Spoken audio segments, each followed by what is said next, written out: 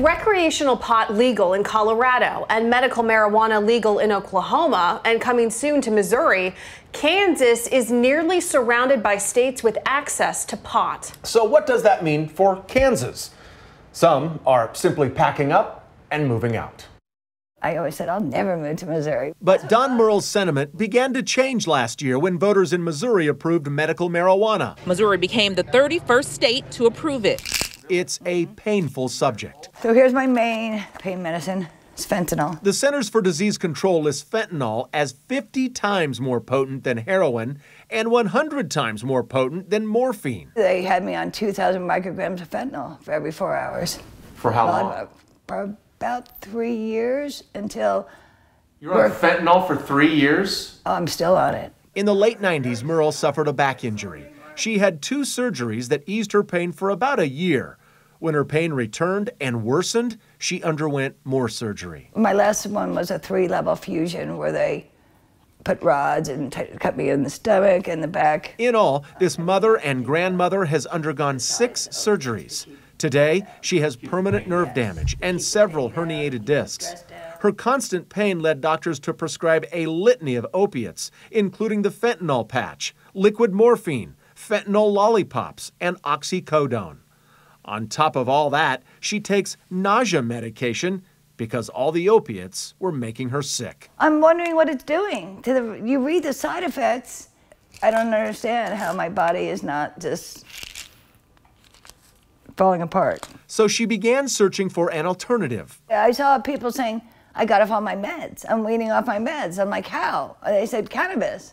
And these were mostly people in California or Colorado. That's when she began experimenting with marijuana and CBD oil to see if it would help. I have cut my pain medicine in half on most days. Unless it's a really bad flare-up, like the weather. And you credit that like to tomorrow. Oh, totally. marijuana? Totally. Cannabis. On a good day, Come on, Timmy. she can take her dog Zoe out for a 20-minute walk. Come on. Because of her back, 20 minutes is the limit doctors have given her for walking or sitting or driving a car. She says she can deal with those inconveniences, but not the opiates. People are saying, you have to move. You need to move and get off these opiates. They're going to kill you. One big problem?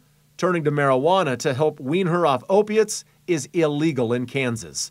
So she packed up her things and moved across the state line to Missouri, where she hopes to be among the first to legally use medical marijuana in the Show Me state. And I just moved a mile. A mile. When she's feeling well enough, she tries to brighten other people's days by painting inspirational quotes on rocks and then hiding them in public for others to find. Okay, we'll go to the park. She likes her new Missouri neighbors, but says she will always be a Jayhawk at heart. How long have you lived in Kansas? Since 1974. So that was hard. I still consider it my home. And while Don Murrell supports the legalization of medical marijuana in Kansas, there are plenty of people who oppose it. I reached out to 4 Kansas state lawmakers who have anti-pot voting records. State Senator Mary Pilcher Cook of Shawnee is the only one who got back to me. In an email, she says, quote, "There has not been enough scientific research on the efficacy of marijuana for medical benefit.